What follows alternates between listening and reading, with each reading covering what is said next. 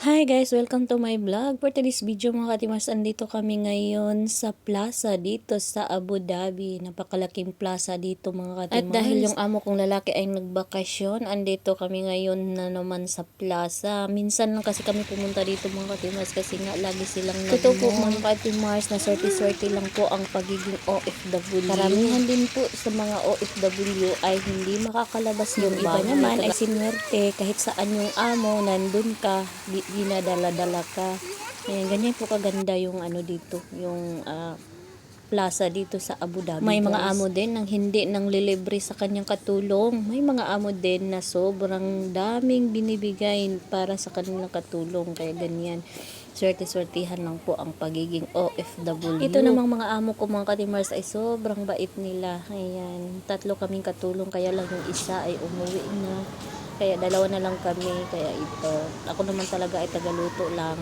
Tapos, umuwi kasi yung isa namin kasama, kaya ayan, nakasama din ako sa ngayon. Ang ganda ng view mga katimars, ayan. Hapon na kasi ito, kaya siguro aabutan kami ng gabi dito. Ayan, sobrang daming kahoy. Parang Pinas lang din. Nakakamiss na talaga ang Pinas mga katimars, kasi nga mag 8 years na ako dito sa abroad. Galing kasi ako sa Saudi, at pagkatapos nag cross country ako dito sa UAE. Kaya medyo nakakamiss na talaga ang Pilipinas guys, pero in God's will, makakauwi din ako. Talagang napakahirap ng Pinas mga katimars, tapos marami ka pang bayarin, tapos may mga anak ka pang nag-aaral, kaya hirap talaga ako makauwi agad. Kaya meron na ako tatapusin, pagkatapos niyan makakauwi na ako sa Pinas in God's will. Ganyan talaga ang buhay ng OFW guys. Sa umpisa lang naman talaga ang mahirap, pero pag nagtagal ka na, ayaw mo nang umuwi kapag wala ka talagang ipon.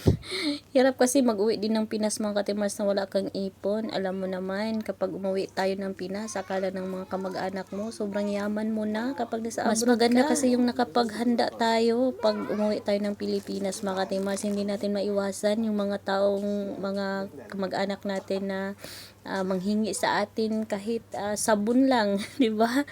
Ayan. At ayan na nga mga katimars, inabutan na kami ng gabi. Ayan, no? Sobrang ganda po talaga ng view dito. May mga nagsasabi mga katimars na napakadelikado ang mag-cross country. Ang sagot ko niyan mga katimars, yes po, napakadelikado po ang cross country. Depende lang po din yan.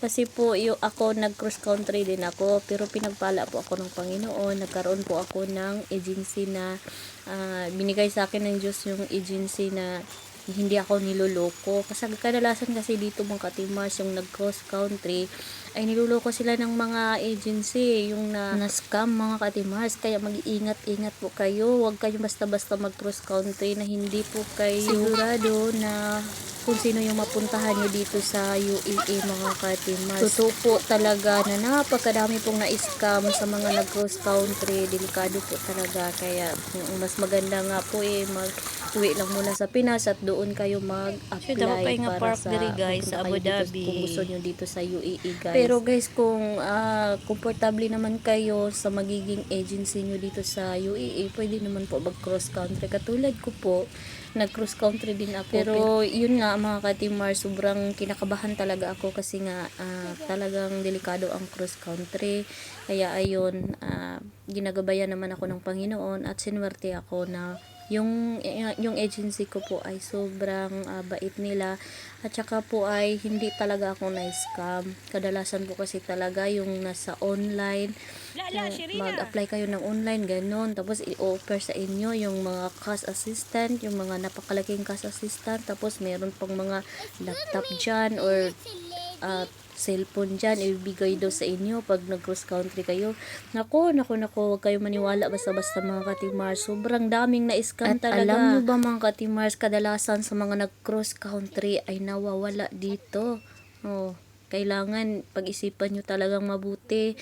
At kung gusto nyo mag-cross country, kailangan po mga katimars na sigurado po kayo sa agency na inyong pupuntahan dito sa UAE. Ayan. Yan naman po ay advice lamang. Sana po ay nasa mabuting kalagayan ang lahat po ng mga nag-cross country. Ayan. At nagabutan na nga kami ng gutom mga katimars. Nandito kami sa Salt Restaurant Burger. Ayan mga katimars, alam mo ba na itong tanim na to mga katimars ay totoo. Ayan kaya pala totoo pala talaga ito na swerte mga katimars. Kasi nga dito sa restaurant na ito, ganito talaga yung nilagay nila sa sa loob ng kanilang sa kanilang restaurant. Napakaganda. Ayan. Hanggang dito na lang mga katimars. For more video, please subscribe sa aking YouTube channel para updated po kayo sa aking mga videong ina-upload. Maraming salamat. Have a great time. See you!